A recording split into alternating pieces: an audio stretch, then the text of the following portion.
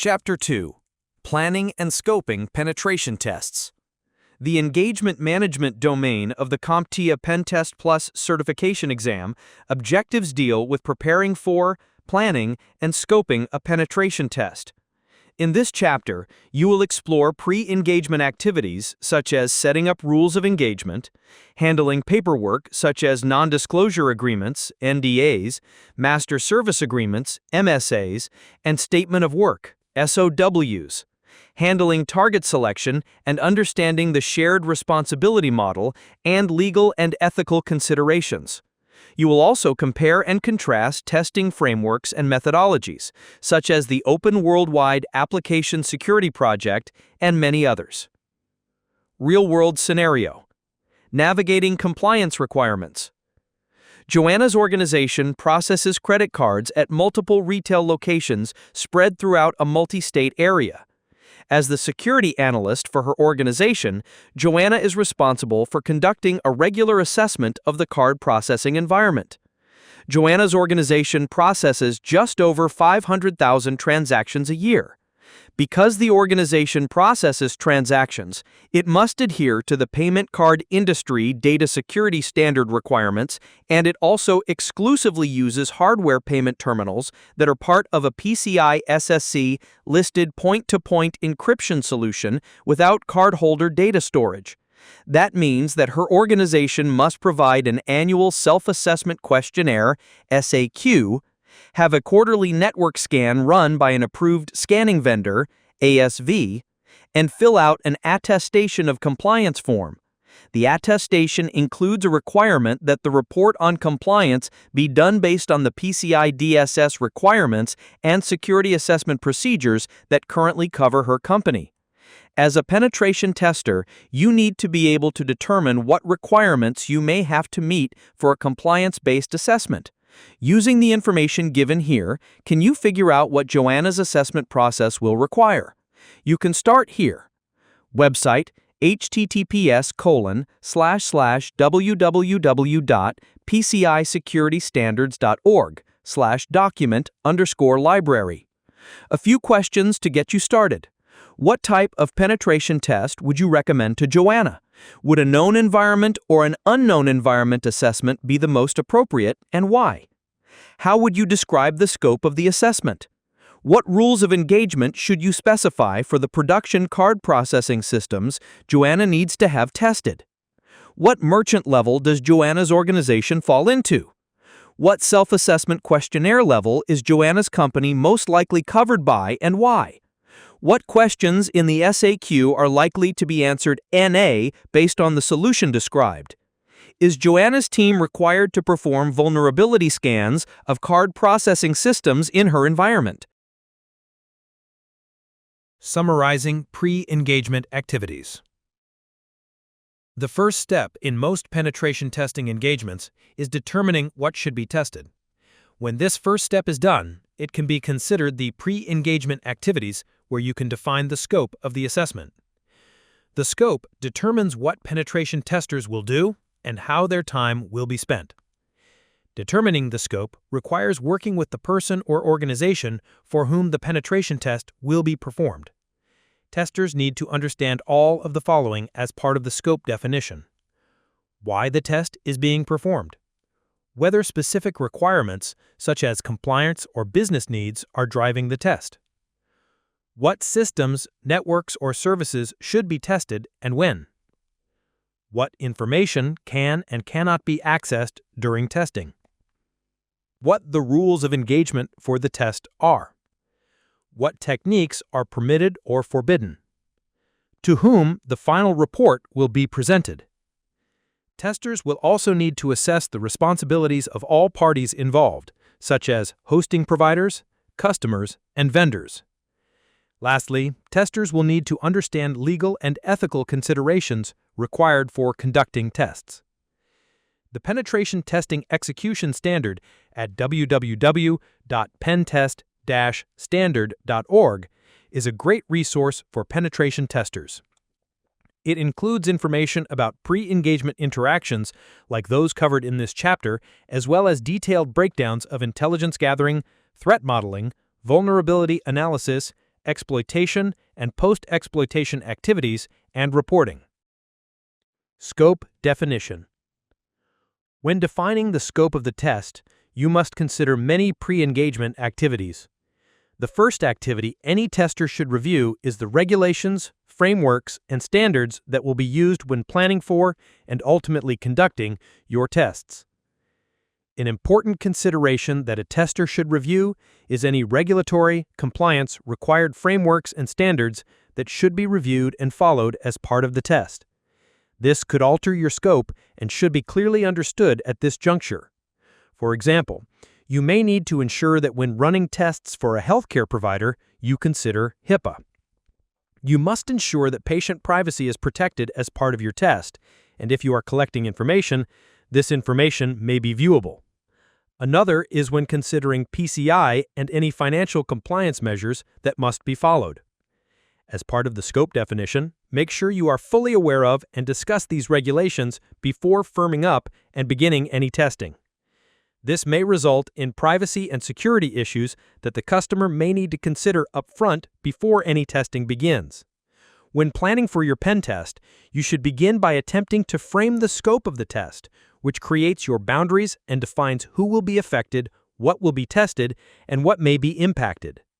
The scope of the test is considered the first step of your pen test and allows you, the tester, to identify internal and external technology that may be part of the test. An example would be testing a company's assets internally, but also noting that they are connected to two separate cloud providers that will also be part of the test. Doing this will also allow you to scope what will and will not be part of the test. Using the previous example, the customer may not want you to test the external cloud providers, which will help firm up the scope of work. Doing this work up front will also help you define what type of assessment you want to conduct. Lastly, the scope definition should clearly define what is in and out of scope. Scoping agreements and the rules of engagement must define more than just what will be tested. In fact, documenting the limitations of the test can be just as important as documenting what will be included. The testing agreement or scope documentation should contain disclaimers explaining that the test is valid only at the point in time when it is conducted, and that the scope and methodology chosen can impact the comprehensiveness of the test. After all, a known environment penetration test is far more likely to find issues buried layers deep in a design than an unknown environment test of well-secured systems. Problem handling and resolution is another key element of the rules of engagement. Although penetration testers and clients always hope that the tests will run smoothly and won't cause any disruption, testing systems and services, particularly in production environments using actual attack and exploit tools, can cause outages and other problems. In those cases, having a clearly defined communication, notification, and escalation path on both sides of the engagement can help minimize downtime and other issues for the target organization. Penetration testers should carefully document their responsibilities and limitations of liability and ensure that clients know what could go wrong and that both sides agree on how it should be handled. This ensures that both the known and unknown impacts of the test can be addressed appropriately. Permission. The tools and techniques we will cover in this book are the bread and butter of a penetration tester's job, but they are very likely illegal to use on another owner's equipment without permission. Before you plan, and especially before you execute a penetration test, you must have appropriate permission. In most cases, you should be sure to have appropriate documentation for that permission in the form of a signed agreement, a memo from senior management, or a similar get-out-of-jail-free card from a person or people in the target organization with the rights to give you permission. Why is it called a get-out-of-jail-free card? It's the document that you would produce if something went wrong. Permission from the appropriate party can help you stay out of trouble if something goes wrong. Scoping considerations, a deeper dive. As you've likely already realized, determining the detailed scope of a test can involve a significant amount of work. Even a small organization may have a complex set of systems, applications, and infrastructure, and determining the scope of a penetration test can be challenging unless the organization has detailed and accurate architecture, data flow, and system documentation. Of course, if the engagement is an unknown environment test, the detail available to penetration testers may be limited, so they will need to know how to avoid going outside of the intended scope of the test. Detailed scoping starts by determining the acceptable targets. Are they first-party hosted, internally, or third-party hosted, externally? And are they on-site or off-site? Are they hosted by the organization itself, by a third party, or by an infrastructure as a service, IaaS, or other service provider? Are they virtual, physical, or a hybrid? And does this impact the assessment? Are there specific environmental restrictions that need to be applied for the network, applications, or cloud systems and services? Equally important is an understanding of what applications, services, and supporting infrastructure are in scope. It may be desirable or necessary to target elements of infrastructure or systems that are not directly related to the target to access the target. For example, one of the authors of this book targeted the network administration infrastructure for an organization to gain access to the real target of the test he was conducting, a database server that was otherwise too well protected by firewalls. With access to network administration functions, he was able to pivot and get access to unencrypted data flows between the database and application server that were his real target. User accounts and privileged accounts are both commonly part of penetration tests, and they can be some of the most important targets for penetration testers. That means determining which accounts are in scope and which aren't. With an unknown environment, limitations on accounts can create challenges if you aren't allowed to use an account that you may be able to access. Of course, with a known environment test, and possibly with a partial knowledge test, you should have access to the accounts you need to perform the test. Wireless and wired network scoping often comes into play for penetration testers who will conduct on-site work or when the network itself is in scope. Thus, it's important to know which SSIDs belong to your target and which are valid targets. At the same time, knowing which subnets or IP ranges are in scope is also key to avoid targeting third parties or otherwise going outside of the penetration test's scope. Third-party or cloud-hosted environments can make all of this more difficult. Software as a service, SaaS, is typically shared with other customers, and you are unlikely to be permitted to conduct a penetration test against it on behalf of your client or employer. IaaS environments like Amazon Web Services, AWS, Microsoft Azure, and Google Cloud can all be critical infrastructure for organizations, but may have specific rules or requirements for security testing. Once you have determined what assets are in scope and out of scope, you will need to build lists or filters to ensure that you don't inadvertently target out-of-scope assets, systems, or other potential targets. That may include a list of IP addresses, host names, or other details. Targeting out-of-scope assets can result in significant issues, impact on business operations, or even contractual issues. It is important to keep careful logs of the actions you take while conducting a penetration test. That way, if a problem occurs, you can show what was going on at that time. The authors of this book have used their logs to demonstrate which systems were being vulnerability scanned when a service crashed in multiple cases. In some, the scanner wasn't the cause. In others, it was, showing that the service wasn't up to being scanned. As you work through all the details for a scoping exercise, you should also make sure you have an in-depth discussion about the target organization's risk acceptance and company policies. Are the organization and the sponsor ready and able to accept that a penetration test could cause an outage or service disruption? If not, is there a way to conduct the test in a way that will either minimize risk or prevent it? What is the organization's impact tolerance? Is a complete outage acceptable as part of the test? What if an account lockout happens? Is there a particular time of day or part of the business or recurring IT maintenance cycle when a test would be less disruptive? In addition to these specific business reasons, a complete scope review for a customer or organization is likely to include at least some discussion of business processes and practices that the tester may encounter. These could include administrative processes, account management, or any other business process that the tester might target or disrupt as part of their testing process. As a penetration tester, make sure that you discuss the potential for impact and inquire about any processes that should be treated with care or avoided. The amount of time and effort that you will spend on a penetration test can also be an important part of a scoping document. While some penetration tests are allowed to take as much time as they need, most will have some form of time or effort limitations. This can help with time management for the penetration testing team, since they will know how much time to spend on a given task or procedure. Scope creep, or the addition of more items and targets to the scope of the assessment, is a constant danger for penetration tests. During the scoping phase, you are not likely to know all the details of what you may uncover, and during the assessment itself, you may encounter unexpected new targets.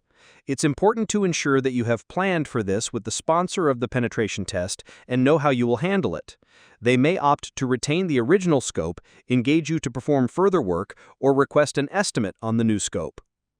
Once you've created an initial scoping document, it should be reviewed with the client or sponsor of the engagement. Both sides need to review and accept the scope and should sign off on it. Questions from both sides should be documented, and the scope or other documentation should include that material if appropriate. Support resources for penetration tests. Penetration testers can take advantage of internal documentation to help plan their testing, and unknown environment testers may manage to acquire this documentation during their work.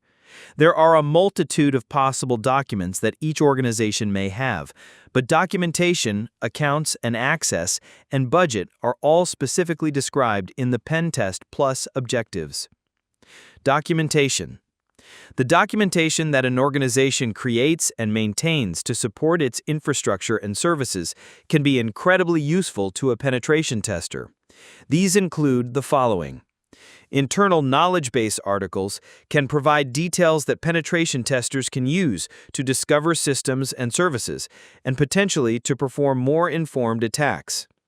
Architectural diagrams, data flow diagrams, and other system and design documentation can provide penetration testers with an understanding of potential targets, how they communicate, and other configuration and design details.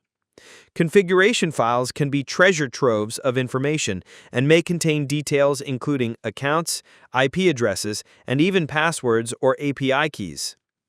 Application Programming Interface, or API, documentation describes how software components communicate.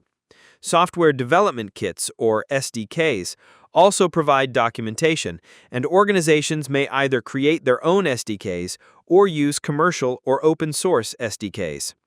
Understanding which SDKs are in use and where can help a penetration tester test applications and services.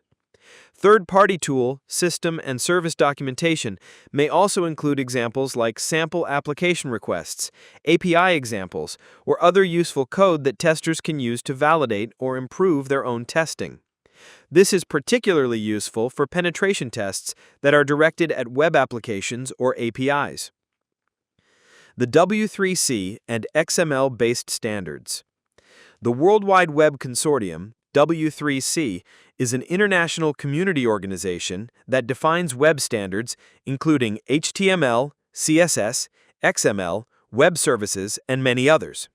The W3C website at www.w3.org contains information about each of these standards.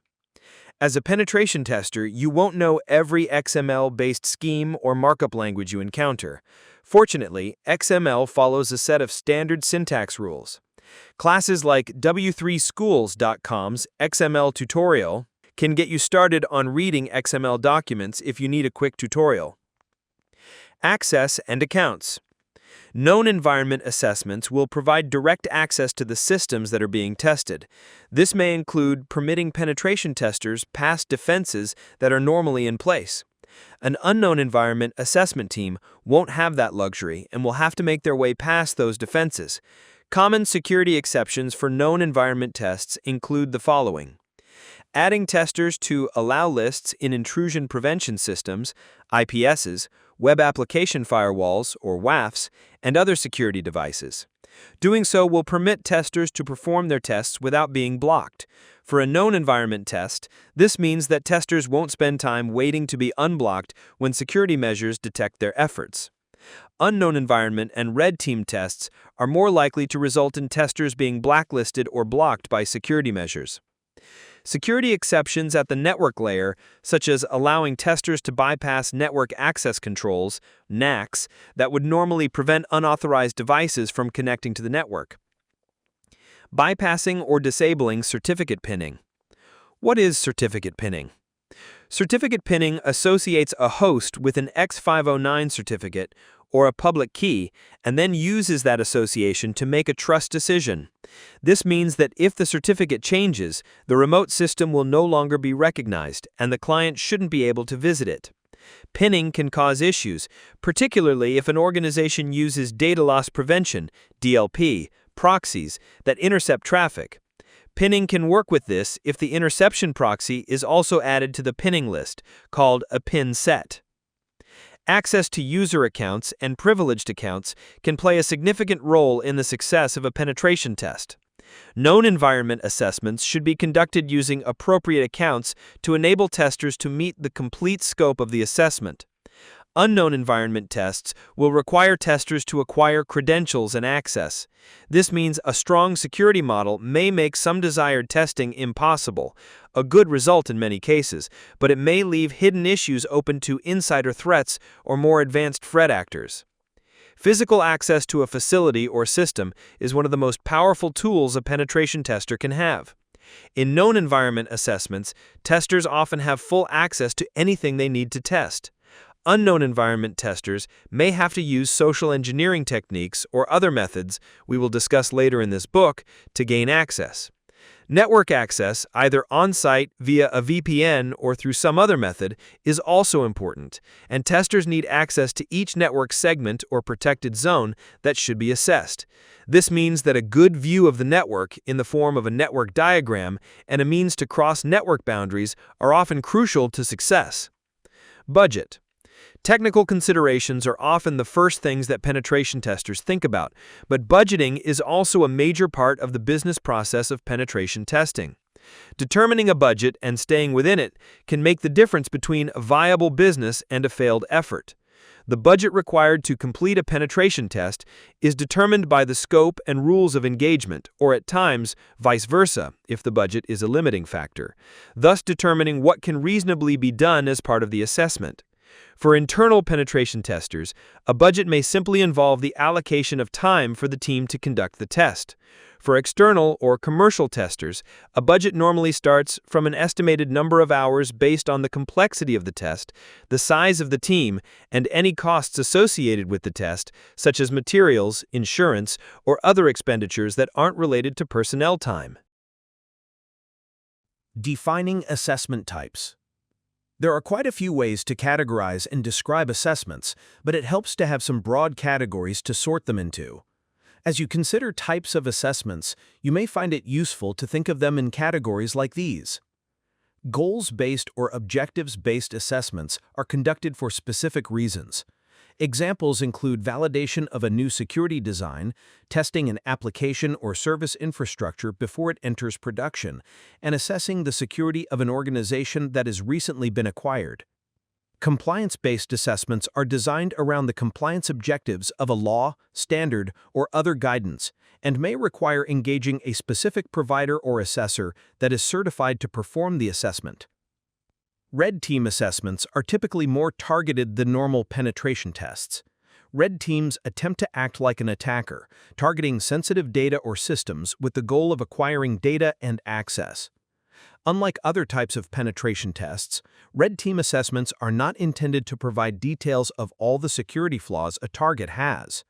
This means that red team assessments are unlikely to provide as complete a view of flaws in the environment, but they can be very useful as a security exercise to train incident responders or to help validate security designs and practices. Red teams test the effectiveness of a security program or system by acting like attackers. Red teams are sometimes called tiger teams. Blue teams are defenders and may operate against red teams or actual attackers. Some security professionals also describe other colors of teams, such as purple teams that work to integrate red and blue team efforts to improve organizational security, white teams that control the environment during an exercise, or green teams that tackle long-term vulnerability remediation or act as trainers. Understanding your adversaries. When an organization conducts an unknown environment penetration test, one of the first questions it will ask is, who would attack us and why? Answering that question can help management make decisions about how a penetration test is conducted, what techniques are considered in the engagement, the scope of the test, and who they will hire to conduct it. Threat actors are often rated by their capabilities. For example, advanced threat actors, script kiddies, and casual hackers use pre-built tools to conduct their attacks, and most organizations will consider their attacks nuisance-level threats. But as you continue down the threat actor adversary tiers shown in the following graphic, capabilities and resources, and thus the threat and adversary poses, increase. As professional hackers, organized crime, and nation-state-level attackers like advanced persistent threats, or APTs, enter your threat radar, the likelihood of a successful attack and compromise increases. This means that you should assume that a breach will occur and plan accordingly. The rules of engagement. Once you have determined the type of assessment and the level of knowledge testers will have about the target, the rest of the rules of engagement, or ROE, can be written. Key elements include these: the timeline for the engagement and when testing can be conducted. This includes the time of day and the days of the week or month in some circumstances due to business requirements. Some assessments will intentionally be scheduled for non-critical timeframes to minimize the impact of potential service outages, whereas others may be scheduled during normal business hours to help test the organization's reaction to attacks. What locations, systems, applications, or other potential targets are in scope? Common targets include wireless networks, specific IP ranges and domains, the organization's DNS, domain name system and domains, APIs, physical locations, and both internal and external services and systems. The target list discussion also often includes discussions about third-party service providers that may be impacted by the test, such as internet service providers, software as a service or other cloud service providers, or outsourced security monitoring services. Any special technical constraints should also be discussed in the ROE. Types of tests that are allowed or disallowed. Common limitations include limiting potentially destructive tests or avoiding social engineering or physical penetration testing, but each engagement should be scoped to meet the needs of the organization for which it will be conducted. Data handling requirements for information gathered during the penetration test. This is particularly important when engagements cover sensitive organizational data or systems. Penetration tests cannot, for example, legally expose protected health information, PHI, even under an NDA, non-disclosure agreement. Requirements for handling often include confidentiality requirements for the findings, such as encrypting data during and after the test, and contractual requirements for disposing of the penetration test data and results after the engagement is over. What behaviors to expect from the target? Defensive behaviors like shunning, blocklisting, or other active defenses may limit the value of a penetration test. If the test is meant to evaluate defenses, this may be useful.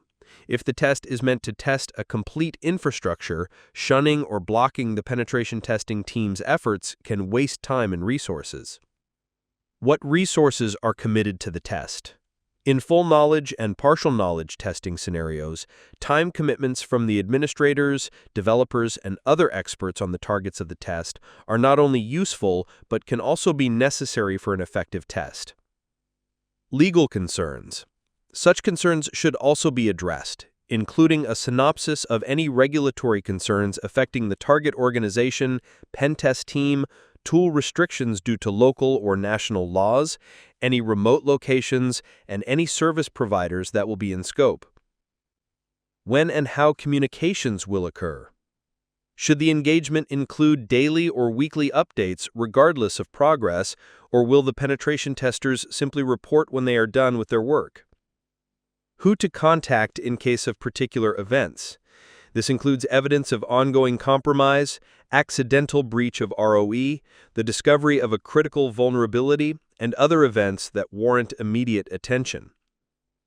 Who is permitted to engage the pen test team? For example, can the CFO request an update?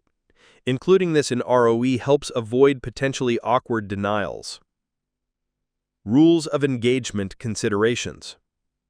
As you move toward conducting the test, the scope needs to be defined in technical terms where specific considerations must be reviewed. When conducting a test, you will need to define specific criteria to include what you will exclude from the test, sample test cases or use cases, what the escalation process will be during a test, and what agreements need to be in place. You must also scope out the technical area that will be tested, such as what IP address ranges, what domains, URLs, and so on will be tested. In this section, you will learn about and focus on certain areas that must be defined prior to starting a test. Basic considerations. As a pen tester, there are some basic considerations you need to include in your assessments and overall efforts when working any engagement. These include exclusions, what is not in scope, escalations, what to do when there is a problem, and so on. Let's review all of the basics you will need, not only for the work you will do, but also for the exam. Exclusions. When preparing for a test, you need to know what is not in scope. These may take the form of exclusions, which means things that are not going to be scanned or tested. An example would be if you had a range of IP addresses you needed to test, and there were end-of-life systems that were being decommissioned or were sensitive to certain scans. These systems may be given to the tester as IP addresses to be excluded and not in scope of the test. Test cases. Getting ready to test and defining the scope is generally started by generating test cases, also known as use cases. There are times that test cases can give a tester a starting point for scoping. For example, let's say you wanted to test for security vulnerabilities specific to compliance-related functions. This would be considered the test case and gives you a starting point to begin the focus of your technical work. You can now brush up on the compliance-related topics needed for your assessment. Escalation process. An escalation process is a great tool to have up front before you begin your testing. Knowing who to call when you need someone, have a problem, or need to relay or communicate information is essential to success. For example, you can create a call tree with names, numbers, and contact information on those in the organization you would call if you needed help.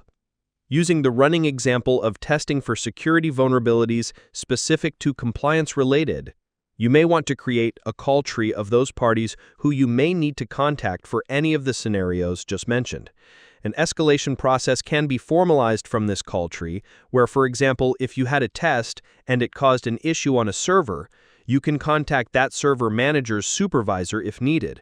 If they're not reachable, you can then call the manager and continue on until you do reach who you need to solve the issue that may be taking place. Testing window. The testing window is simply the window of time in when you will conduct the test. For example, you can set the testing window on a Sunday evening from 6 p.m. to 10 p.m. EST. This is the window in which you can operate the test. The reasoning behind a test window being defined in the scope is that it sets an expectation of when the work will be done, but it can also be tracked. For example, if you were to conduct a test during this time on a production network, outages may occur, and the issues can be tied back to that time and associated with the testing if it is likely the cause. It can also provide the organization being tested with the ability to conduct a change freeze during that time to ensure that nothing gets in the way of the work the tester may be doing. Agreement types. There are also a number of agreements that need to be fulfilled, or at least considered, when doing work as a pen tester. These include items such as NDAs, MSAs, and other contractual, policy, or procedural agreements you should have in place before and while doing work. The agreement types you should know for the workplace, but also for the exam, include non-disclosure agreement, NDA. As with most work done by vendors and customers, when service is provided, an NDA is put in place for various reasons. The primary reason is to create privacy for the company, but also to protect it legally. As a tester, you may find information that may be sensitive and must be kept sensitive. An NDA provides an agreement between the parties to ensure privacy is maintained. Master Service Agreement, MSA. An MSA is an agreement type that specifies how a vendor will work and interact with a client or customer. It defines items such as deliverables that will be provided, what services will be offered, payment terms and fees, and how they will be paid, how privacy will be maintained, and various other provisions that help to protect both the vendor and the client throughout the engagement. Statement of Work, SOW. An SOW can be its own separate agreement or be a part of an MSA. A statement of work defines the specific work that will be done, what is expected, what the expectations are, and what the work requirements are. It can also be broken down further into project deliverables, resources, timelines, and certain activities and tasks that will take place to provide service to the customer or client. Terms of Service Agreement, TOS Agreement. A TOS agreement defines the legal aspects of the arrangement. For example, if the tester is a vendor and providing a service to a customer, the TOS can help to create the signed agreement between parties that explains each service term in clear language so that everyone understands and agrees to what the service offering truly is. This way, once the tester begins work and ultimately concludes work, all parties understand what that work is and what service is offered. Target selection. When conducting a penetration test, as a pen tester, you will need to identify targets and select them from a series of many options. Building these into your scope of work will help to set expectations on what will be tested. These targets will become what you test and assess, but also report on. When conducting target selection in the workplace, but also for the exam, consider the following. Classless interdomain routing ranges. Target selections are critical to defining scope of testing, and the first major scope definition when it comes to technology is what IP address ranges may be in use, which are in scope to scan, and which are excluded. You will need to know what the company is using in terms of IP address ranges, and that includes both internal and external or private versus public ranges. Domains. Most pen testers will engage with domains, and knowing what domains a company uses up front can help you enter the second phase, data collection.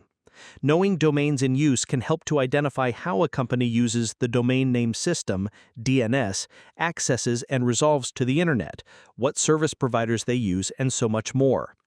Internet Protocol Addresses, IP. Tied to CIDR, the next target selection criteria item you want to flesh out as a tester is the actual IP addresses in use in the organization. This can likely be found in an IP address management tool, on the Dynamic Host Configuration Protocol (DHCP) servers in use, and so on. Having this information as well as associated host names from the domain can help to create a map of the organization's technical assets that need to be tested. Uniform Resource Locator, URL. The target selection of Uniform Resource Locators, URLs, enables testers to be aware of any web-based access via applications or web browsers that needs to be reviewed and assessed. Assessment Types. A penetration test can be conducted in various ways, assessing various systems, functions, services, and so on. When creating your penetration test scope and identifying what you will test, you will consider the following assessment types for both the workplace and the exam. Web. An assessment type that will simulate web activity normally encompasses typical scenarios such as external access from the web into a company, load balancers, web applications, web servers, and code associated with providing web content as examples. Network. An assessment type that will simulate network activity normally encompasses internal and external network components and infrastructure associated with all communication fabric, such as switches, routers, and various other components. It will also cover the logical aspects of the code running on these devices as well as their configurations. Examples could be assessing routing protocols, access control lists or ACLs, access control, and so on. Mobile. An assessment type that will simulate mobile activity normally encompasses all devices that comprise an organization's mobile management framework. For example, it can be the infrastructure that supports mobile technology like the mobile device management solutions to the devices themselves, endpoints. Cloud. An assessment type that will simulate cloud activity normally encompasses all of an organization's cloud infrastructure, which is normally the connection to and the use of cloud solutions from a service provider. This can consist of public, private, and hybrid cloud solutions, as well as service models like IaaS, PaaS, and SaaS solutions. Application Programming Interface, API. An assessment type that will simulate API activity normally encompasses how APIs are used in an organization and what vulnerabilities may exist in the code itself or in the API's connectivity to various other services. Application. An assessment type that will simulate application activity normally encompasses the programming code and use of software-based solutions in an organization. This can revolve around the code itself and how it's managed in an integrated development environment, IDE, or how that code moves through the software development lifecycle, or SDLC, or a continuous integration, continuous deployment pipeline, CI/CD pipeline. Wireless. An assessment type that will simulate wireless activity normally encompasses the part of the network that is not wired. Wireless networks generally consist of access points, wireless controllers, antennas, and various other devices that can be assessed for weaknesses. Shared responsibility model. Penetration testers need to understand that when working with vendors, such as cloud providers, there is a handoff between what is the customer's responsibility and the vendor itself. Once you begin to work with vendors or service providers, there is a clean delineation between what a customer has responsibility for and what the service provider, as an example, is responsible for. In this section, based on the role hosting provider, customer, tester, third party, each has a specific set of responsibilities they are required to uphold and that you need to be aware of when conducting a pen test. When considering a cloud provider as a common example of how these responsibilities are carved out, consider the matrix provided in Figure 2.2, which shows the breakout of what needs to be understood and agreed to by all parties in the engagement. In this example, it's clear to see specifically how, depending on the service model selected, such as PaaS, where the responsibility of the customer ends and the cloud provider begins. Here we can see that when considering network controls, for PaaS, responsibility is shared between both the customer and the provider. This is important to note because, as a pen tester, when defining the scope of the assessment itself, you will need to clearly know what the responsibility of each party is so that you can set the expectations of what work will be done and by whom. Hosting provider responsibilities.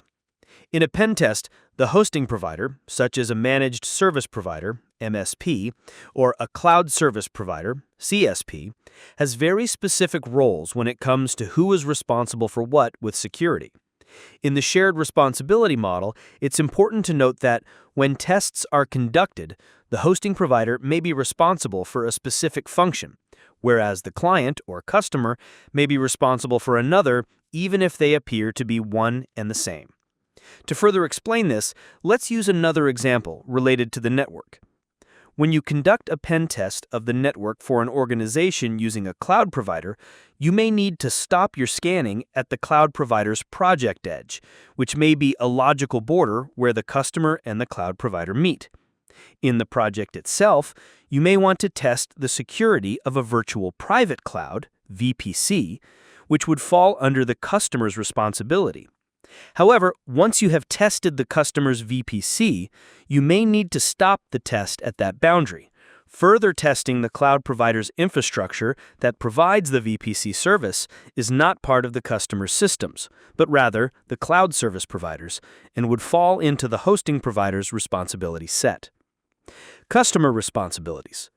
Using the same example we just covered with the hosting provider's responsibility set, the customer's assets in the cloud can be tested based on their internal infrastructure and what services they are using. Another example could be testing Identity and Access Management, IAM, to make sure that the accounts or roles that the customer is using is set correctly and providing least privilege. In this example, the tester could access the cloud provider's IAM console and begin to assess the accounts and roles used by the customer. This would fall into scope and be part of the customer's responsibilities. However, what would not fall into scope would be to test either all of the provider's accounts in use across their various accounts or the systems that provide the internal service of IAM itself.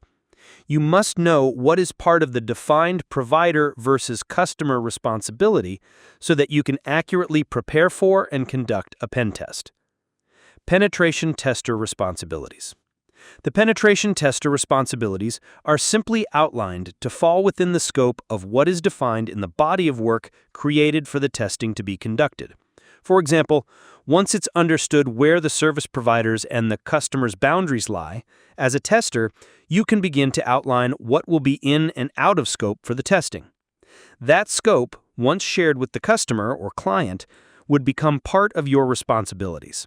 It's important to remain within that scope. Stepping outside of it could create various legal, compliance, and technical challenges for all involved. It's also important to define your responsibilities so that the body of work can be done correctly. Beyond ethical and moral standards that professionals will uphold themselves to, knowing clearly what is expected by all parties can provide for a satisfying completion of the work, with artifacts clearly showing either issues that need to be rectified or what remains secure. Third-party responsibilities.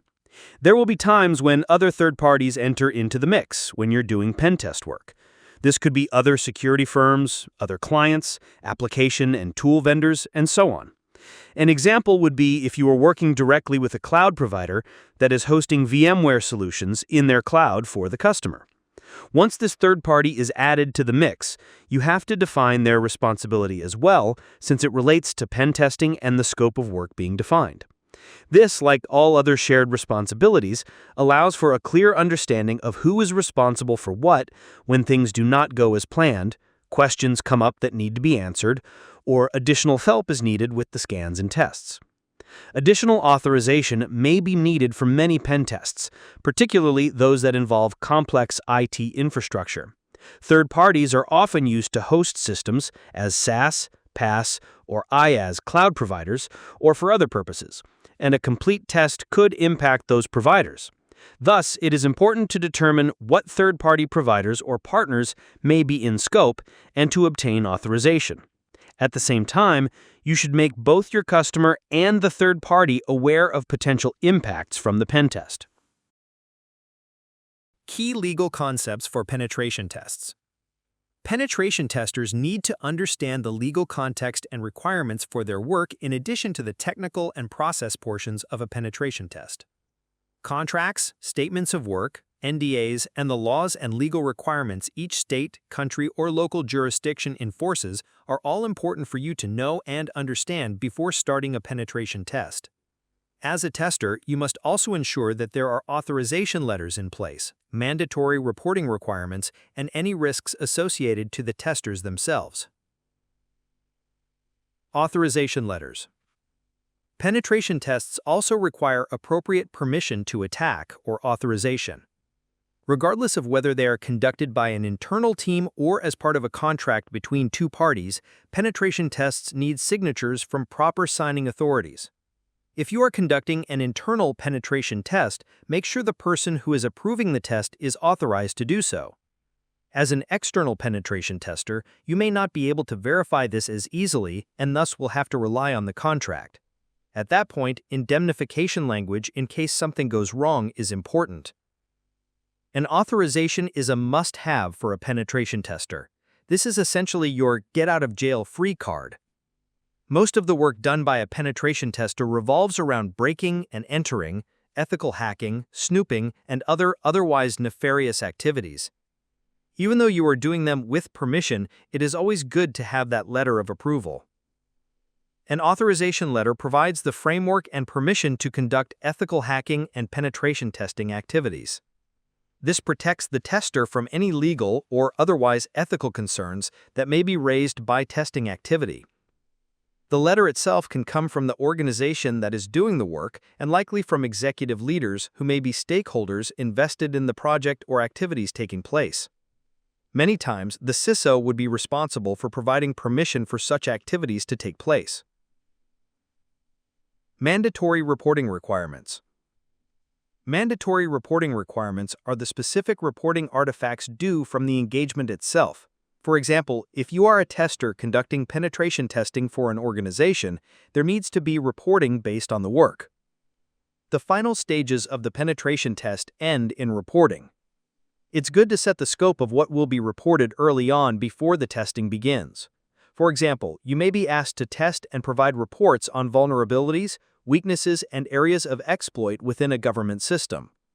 You may be asked whether there are mandatory reporting requirements in place so that any issues are immediately brought to the attention of executive leadership in areas where the risk is extremely high. You can request that all other reporting take place weekly in a status update. There are various ways reporting can be set up, but it's important to outline them up front and set up a schedule and an escalation path based on priority or risk. Risk to the penetration tester. All work comes with risk, especially when you are penetration testing. For example, if you did not have an authorization letter in place and agreed upon boundaries, you could, for example, access a system that contains medical records and personal health information, PHI, and thus create legal, compliance, or ethical concerns. If you are not protected, you may face liability. When starting your penetration testing efforts and defining your scope of work, make sure that you have addressed the risks, assessed them, and put the proper protections in place to lower the risk or avoid them altogether. Contracts. Many penetration tests start with a contract, which documents the agreement between the penetration tester and the client or customer who engaged them for the test. As mentioned earlier in the chapter, there are requirements that must be outlined in the scoping of the effort to protect all parties. Some of these mentioned agreement types include an NDA and an MSA as examples. Some penetration tests are done with a single contract, whereas others are done with a statement of work, a document that defines the purpose of the work, what work will be done, what deliverables will be created, the timeline for the work to be completed, the price for the work, and any additional terms and conditions that cover the work. Alternatives to statements of work include statements of objectives, or SOOs, and performance work statements, or PWSs, both of which are used by the U.S. government. Many organizations also create a Master Service Agreement, MSA, which defines the terms that the organizations will use for future work. This makes ongoing engagements and SOWs much easier to work through, as the overall MSA is referred to in the SOW, preventing the need to renegotiate terms. MSAs are common when organizations anticipate working together over a period of time or when a support contract is created. In addition, penetration testers are often asked to sign non-disclosure agreements or confidentiality agreements, CAs, which are legal documents that help enforce confidential relationships between two parties. NDAs protect one or more parties in the relationship and typically outline the parties, what information should be considered confidential, how long the agreement lasts, when and how disclosure is acceptable, and how confidential information should be handled. SLAs may also come into play during penetration tests. SLAs set the expectations for services, including things like availability, reliability, and quality of the service.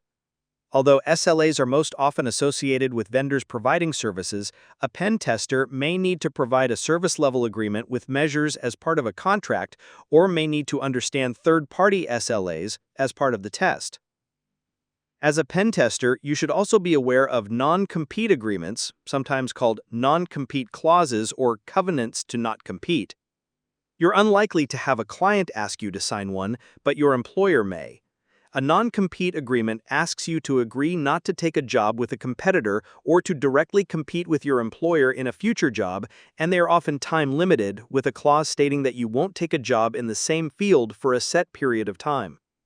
Non-competes are typically used to limit the chances of a competitor gaining a competitive advantage by hiring you away from your employer, but they have also been used to limit employment choices for staff members. Data ownership and retention. When the penetration test ends, you will typically have a significant amount of data about the target of the test. That data may include sensitive information, internal documentation, usernames, passwords, and of course the report itself with a list of findings. The ownership of this data after the test is an important consideration and should be covered in the contract, MSA, or SOW for each engagement, with clear expectations of who owns the data, how it will be stored and secured, and what will be done with it after the engagement is done. Environmental differences and location restrictions. The laws and regulations that apply to penetration testing and penetration testers vary around the world, and even from state to state in the United States. Therefore, you need to understand what laws apply to the work you're doing. The United Kingdom's Computer Misuse Act, CMA of 1990, serves as an excellent example of the type of international law that a penetration tester needs to be aware of before conducting a test. The CMA includes criminal penalties for unauthorized individuals who access programs or data on computers, or who impair the operation of systems. It also addresses the creation of tools that can be used as part of these violations. Although the CMA primarily targets creators of malware and other malicious tools, exploit tools like the Autosploit automated exploit tool released in 2018 could potentially be covered by laws like this that target dangerous software. In some cases, tools may also be covered by export restrictions. The United States prohibits the export of some types of software and hardware, including encryption tools. If you are traveling with your penetration testing toolkit or may transfer the tools via the internet, understanding that export restrictions may be in place for software or hardware in your possession can help keep you out of trouble. The Export Administration Regulations EAR Supplement No. 1 Part 740 covers the export of encryption tools. Countries in Group B have relaxed encryption export rules. D.1 countries have strict export controls, and E.1 countries are considered terrorist-supporting countries, like Cuba, Iran, and North Korea, and are also under strict export control. Once you have reviewed local and national government restrictions and understand the laws and regulations that cover penetration testing and related activities, make sure you understand the venue in which contract issues will be decided. In legal terms, the venue is where any legal action would occur and is often called out in the contract. In general, the venue is likely to be where your client is located, but larger organizations may specify their headquarters or another location. Jurisdiction, or the authority of law over an area, is also important because the laws that apply to the penetration tester and the target may be different. Since penetration testers often work across state or national borders, the laws that apply in each location must be understood. An increasing number of locations also have privacy requirements that must be considered during penetration tests.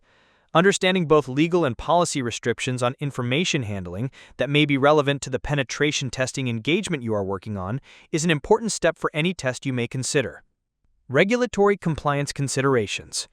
Laws and regulations like HIPAA, FERPA, SOX, GLBA, and the EU's General Data Protection Regulation (GDPR), as well as standards like PCI DSS, all have compliance requirements that covered organizations have to meet.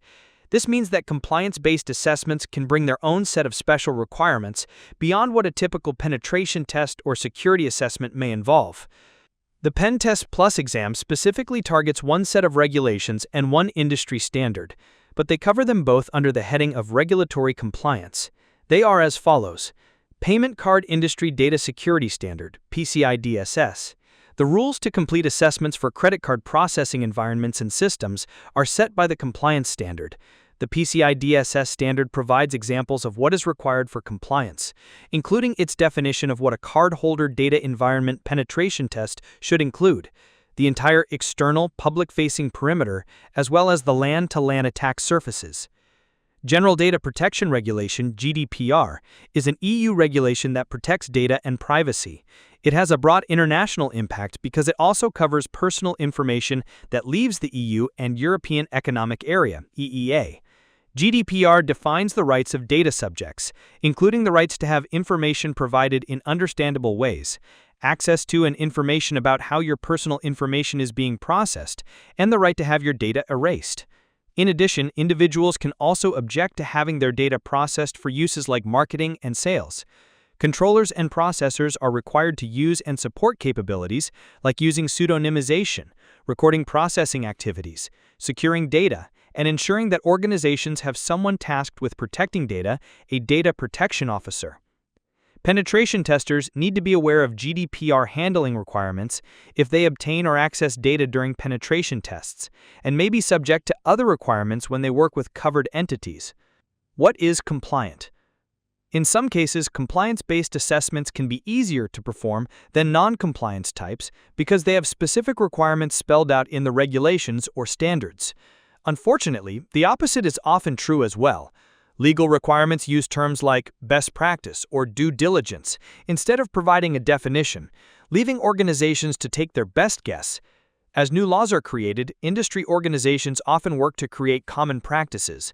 But be aware that there may not be a hard and fast answer to what is compliant in every case. Although the PenTest Plus exam only covers PCI DSS and GDPR, there are many laws and standards that you may be asked to assess against as part of a compliance-based test. In the United States, a few major laws and standards drive significant amounts of penetration testing work. HIPAA, GLBA, SOX, PCI DSS, and FIPS 140-3 each have compliance requirements that may drive assessments, making it important for you to be aware of them at a high level. The Health Insurance Portability and Accountability Act of 1996, HIPAA, does not directly require penetration testing or vulnerability scanning. It does, however, require a risk analysis, and this requirement drives testing of security controls and practices. NIST has also released guidance on implementing HIPAA, which includes a recommendation that penetration testing should be part of the evaluation process. Thus, HIPAA-covered entities are likely to perform a penetration test as part of their normal ongoing assessment processes. The Gramm-Leach-Bliley Act, GLBA, regulates how financial institutions handle personal information of individuals. It requires companies to have a written information security plan that describes processes and procedures intended to protect that information, and covered entities must also test and monitor their efforts. Penetration testing may be and frequently is part of that testing methodology because GLBA requires financial institutions to protect against reasonably anticipated threats, something that is easier to do when you are actively conducting penetration tests. The Sarbanes-Oxley Act, SOX, is a U.S. federal law that sets standards for U.S. public company boards, management, and accounting firms. SOX sets standards for controls related to policy, standards, access and authentication, network security, and a variety of other requirements. A key element of SOX is a yearly requirement to assess controls and procedures, thus potentially driving a desire for penetration testing. FIPS 140-3 is a U.S. government computer security standard used to approve cryptographic modules. These modules are then certified under FIPS 140-3 and can be assessed based on that certification and the practices followed in their use. There are many other standards and regulations that may apply to an organization, making compliance-based assessments a common driver for penetration testing efforts.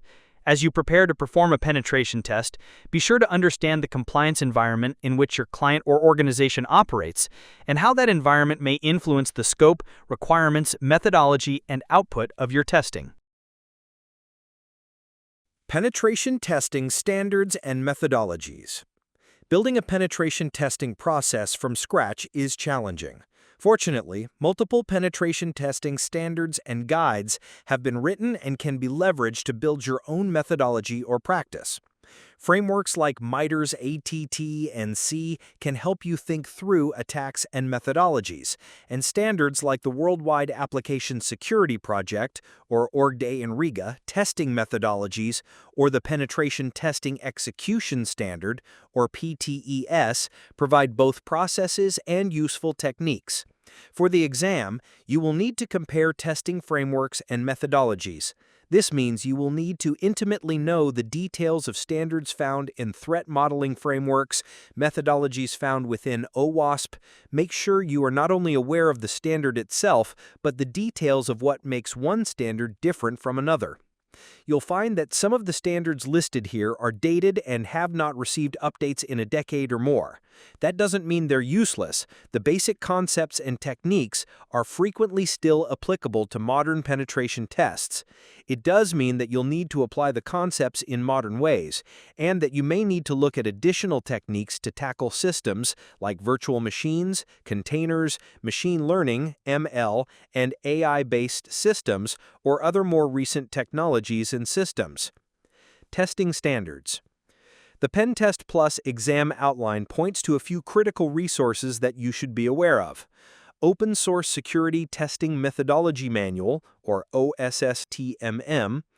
The Open Source Security Testing Methodology Manual is another broad penetration testing methodology guide with information about analysis, metrics, workflows, human security, physical security, and wireless security. Unfortunately, it has not been updated since 2010, resulting in more modern techniques and technologies not being included in the manual. Council of Registered Ethical Security Testers, or CREST. The Council of Registered Ethical Security Testers is an international accreditation and certification body that allows those in information security to certify and test for credentials. Penetration Testing Execution Standard, or PTES. The Penetration Testing Execution Standard ranges from pre-engagement interactions like scoping and questions to ask clients to details such as how to deal with third parties. It also includes a full range of penetration testing techniques and concepts, making it one of the most complete and modern openly available penetration testing standards that the authors of this book are aware of. Unlike some of the other resources the PenTest Plus exam outline covers, however, ATT&C is not a complete penetration testing standard or outline. Instead, it focuses on tactics and techniques, meaning that it is more useful for penetration testers who are looking for a concept or practice than for building a complete penetration testing process or program. Open Worldwide Application Security Project, or OWASP. The Open Worldwide Application Security Project provides testing guides for web security, mobile security, and firmware, as well as advice on how to use other testing methodologies and standards. OWASP Mobile Application Security Verification Standard. The OWASP Mobile Application Security Verification Standard is a part of OWASP focused on mobile application or app security. It is designed to cater to and create an industry standard for secure mobile software development. It also caters to penetration testers looking to ensure completeness and consistency of test results. Purdue Model.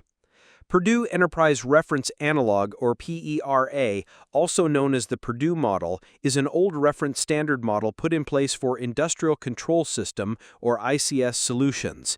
It's somewhat outdated, but is still referenced today for some of its relevancy and historic value.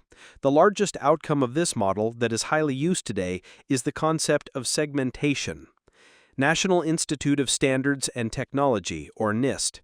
The National Institute of Standards and Technology provides standards that include penetration testing as part of NIST Special Publication 800-115, the Technical Guide to Information Security Testing and Assessment. NIST 800-115 continues to influence security testing methodologies, but it is not a modern document. Information System Security Assessment Framework, or ISSAF. A final standard is the Open Information Systems Security Group Information Systems Security Assessment Framework. The ISSAF is a highly detailed penetration testing framework, but suffers from being dated. The last ISSAF update was in 2005, and OSSIG does not have active downloads available for the standard. Modern penetration testers should select another framework while remaining aware of the standard for the PenTest Plus exam. Threat Modeling Frameworks. The PenTest Plus exam outline points to a few threat modeling frameworks that you should be aware of. damage potential, reproducibility, exploitability, affected users, discoverability. The damage potential, reproducibility, exploitability, affected users, discoverability threat model is a security model originally created by Microsoft. It has the 5 specific categories listed within its name that you should use when analyzing a system to see if a threat exists. It is a form of risk assessment that helps you quickly determine if a system is vulnerable by providing a rating from the 5 listed categories in its name: spoofing, tampering, repudiation, information disclosure, denial of service, elevation of privilege. The spoofing, tampering, repudiation, information disclosure, denial of service, elevation of privilege model is another Microsoft-created reference standard that allows you to conduct threat modeling based on security threats found within the 6 listed categories in the acronym name. Operationally Critical Threat Asset and Vulnerability Evaluation, or OCTAV. The OCTAV threat modeling framework allows for methods that a tester can use to conduct a thorough assessment. Many organizations and individual penetration testers choose to combine multiple standards and techniques to build their own processes and procedures. Although you won't need to know each of these in depth to pass the exam, you should make sure you've at least skimmed through 1 or 2 so you understand what they contain, how techniques and processes are defined, and have thought about how you'd use them if you were conducting a penetration test or building your own process. Summary. Planning and scoping a penetration test is the first step for most penetration testing engagements. It is important to understand why the penetration test is being planned and who the target audience of the final report will be. Along the way, you will define and document the rules of engagement, what type of assessment and what assessment strategy you will use, and what is in scope and out of scope. Scoping an assessment defines both the targets you can and the targets you cannot test, as well as any special limitations that should be observed, such as the time of day, business impact considerations, or defensive measures the target organization has in place. Scoping also addresses an organization's risk acceptance and tolerance to the potential impact of a penetration test, since all tests have the potential to cause an outage or other service issue. Penetration testers also need to know about the legal and contractual aspects of a penetration test. A contract or agreement to conduct the test is an important part of most third-party penetration tests, whereas internal penetration testers will typically make sure they have proper sign-off from the appropriate person in their organization. Master service agreements, statements of work, and non-disclosure agreements are all common parts of a pen tester's path to starting an engagement. Penetration testers can use standards like PTES or OSTMM, as well as information from OWASP, NIST, and MITRE's ATT and ATT&CK framework to design, build, and enhance their penetration testing processes. There are often external legal and compliance requirements, as well as the target organization's internal policies. Laws, regulations, and industry standards are all part of the environment that a penetration tester must navigate. In the United States, laws like HIPAA, SOX, and GLBA all drive organizations to seek penetration tests as part of the compliance efforts. Equally important, regulations like HIPAA strictly forbid protected health information, PHI, from being accessed, even in the process of penetration testing. Industry standards like PCI DSS and government standards like FIPS 140-2 also have specific requirements that organizations must meet and that penetration testers may be asked either to include in their scope or to specifically address as part of their test. Exam essentials. Be able to explain the importance of planning and scoping engagements. Planning a penetration test requires understanding why the test is being conducted and who the target audience of the closeout report is. While the penetration test is being planned, important elements include the rules of engagement, communications, and emergency escalation plans, requirements like confidentiality and resource availability, the overall budget for the assessment, and any technical or business constraints that are in place. The rules of engagement are one of the most critical parts of this planning and usually include the scope, what can and cannot be tested. Be able to apply appropriate standards and methodologies. Openly available penetration testing standards like the Open Source Testing Methodology Manual, OSTTMM, the Penetration Testing Execution Standard, PTES, and the Information System Security Assessment Framework, ISSAF, can serve as a strong foundation for penetration testing practices. Specialized knowledge like the web and application-specific testing methodologies and techniques provided by the Open Worldwide Application Security Project, OWASP, or the technique and method mapping provided by MITRE's ATT and ATT&CK framework give penetration testers more tools to build better testing techniques and processes. Finally, NIST 800-115 and other standards set expectations about what a test should include. Know the importance of the rules of engagement for penetration testing and how to validate the scope of the engagement. A critical part of penetration testing preparation is to set the rules of engagement. Penetration testers need to determine if the test will be a known, partially known, or unknown environment. They must also determine if there are specific times of day or dates, systems or environments, or other limitations to what should be considered in scope. Testers also need to work out contract details and how they will manage their own time to ensure that they are meeting the requirements in an effective way. Understand target selection and what assets may be considered in scope. Target selection determines how much effort will be required to complete an assessment, how complex the assessment will be, and whether you'll need third-party involvement or permissions to test systems that are not directly owned by the target of the penetration test. In known environment assessments, target selection is usually much simpler. An unknown environment assessment can make target selection much more difficult and should be carefully scoped and defined to ensure that only legitimate targets are tested. Understand the key legal concepts related to penetration testing. Penetration testers need to understand legal concepts like master service agreements that define the overall contract between organizations for engagements, statements of work that define the deliverables for those engagements, and non-disclosure agreements that protect the data and information involved in a penetration test. You must also be aware of the legal and regulatory environment in which you and your target operate, so that your testing process and tools are legal. Finally, it's critical to ensure that appropriate legal agreements, with approvals from proper signing authorities, are in place so that you are covered in the event of something going wrong. Be able to explain the issues, objectives, and caveats that you may encounter when conducting compliance-based assessments. Compliance, in the form of laws, regulations, and industry standards, drives many penetration tests. Understanding regulations like GDPR that have specific requirements you may need to meet as part of your testing process will help you better complete compliance assessments. Standards like PCI DSS that require compliance from credit card merchants provide clearly defined objectives, but also have specific rules that may influence both how you conduct your assessment and the rules of engagement for the overall test. Lab exercises. Describe the key data privacy and data protection requirements found in the GDPR. Explain why you would recommend a known environment, a partial knowledge environment, or an unknown environment assessment. Under what circumstances is each preferable and why?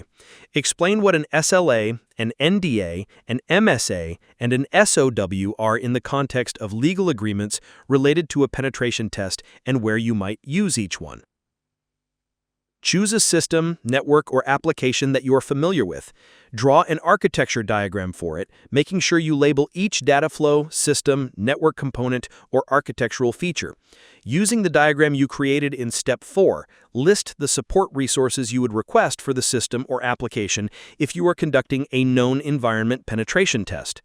Using the information you created in Steps 4 and 5, build an in-scope list and an out-of-scope list for assets, systems, networks, and other components related to the system or application. Why would you include some elements, and why might you recommend some elements for exclusion? And that wraps up our deep dive into Chapter 2, Planning and Scoping. This is arguably one of the most important chapters in this entire series. Everything we discussed here, from properly scoping the engagement and getting written authorization to defining the rules of engagement, is what separates a professional, ethical hacker from a criminal. Mastering the differences between black, white, and gray box tests and understanding the legal paperwork like NDAs and statements of work will form the foundation of your entire career as a pen tester. I know we covered a lot of dense material, especially with the different regulations and methodologies. If any of it was unclear or if you have any questions, please drop them in the comments section below. I'll do my best to help clarify. Now that we have our blueprint and our legal protections in place, we are officially ready to make our first move. In the next video, we'll dive into Chapter 3, Information Gathering, where we'll learn how to perform digital reconnaissance and uncover the initial clues that will guide our entire attack. If you're finding this course helpful, please show your support by liking this video and subscribing to the channel so you don't miss a single chapter. Don't forget to hit that notification bell.